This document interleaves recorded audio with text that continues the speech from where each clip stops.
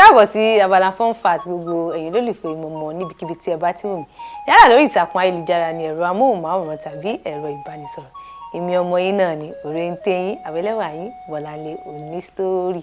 Lórí ètò tèmi mo fẹ́ sọ̀rọ̀ nípa àwọn idẹ Ilé-Ifẹ̀ àti àwọn ohun tí idẹ Ilé-Ifẹ̀ ń ṣe àfihàn.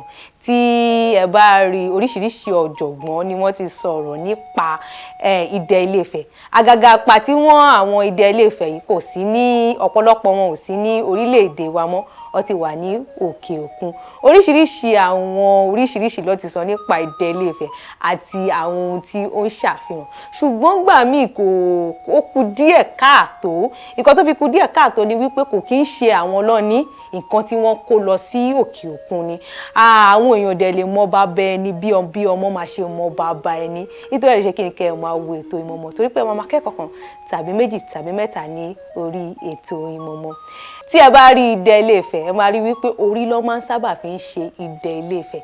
Ìdí ni wípé Yorùbá fi ń ṣe àfihàn pàtàkì orí ní ilẹ̀ Yorùbá. Wọ́n á ní orí ni ó mọ ẹni tí ó máa là lọ́la, orí ni ó ń darí ìgbésí ayé ẹ̀dá. Pàtàkì orí ni Yorùbá fi idẹ Ilé-Ifẹ̀ ṣe. Àfihàn kejì tí idẹ Ilé-Ifẹ̀ ń ṣe ni wípé tí ẹ bá rí idẹ Ilé-Ifẹ̀ àgàgà tí ẹ bá rí idẹ ti Olókun, Lúwo àti Lúwo Gbàgìdà ẹ máa rí wípé ẹ máa rí ìlẹ̀kẹ̀ lọ́rùn wọn àti adé. Ìyẹn ń ṣe àfihàn ọba ní ilẹ̀ Yorùbá. Wọ́n máa ní ẹ lè rí ọmọ ọba kẹ máa rí dànsákì rẹ̀. Ìyẹn ń fi àfihàn wípé ìlẹ̀kẹ̀ àti adé ó jẹ́ nǹkan pàtàkì ní ilẹ̀ Yorùbá tí tá bá ti rí ní orí ènìyàn kẹ́tì mọ̀ pé àwọn ládéládé ni wọ́n ń dé ọba. Ẹlẹ́kẹta tí idẹ Ilé-Ifẹ̀ ń ṣe àfihàn ni oríṣiríṣi ìlú àti ìletò tó wà ní Ilé-Ifẹ̀. Tí ẹ bá rí idẹ Ilé-Ifẹ̀ ẹ máa rí pé oríṣiríṣi ìlà ni wọ́n là sí ní àárín ní gbogbo ara. Kí ló ń ṣe? Ó ń ṣe àfihàn ìletò àti ìlú tí ó wà ní Ilé-Ifẹ̀.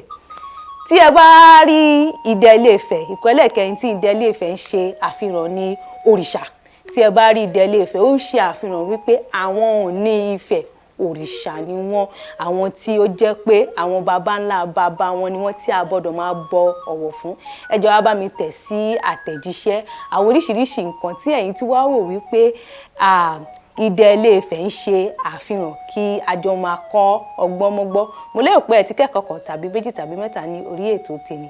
Orúkọ tèmi ò yí padà, èmi ni ọmọ yín òrèǹtẹ̀ yín Bọ́láńlé òní sítórì. Ọmọ Akíntọ́lá ní òde ìlú Èkó. Ó dàbọ̀. Ẹ bá wa ká lọ.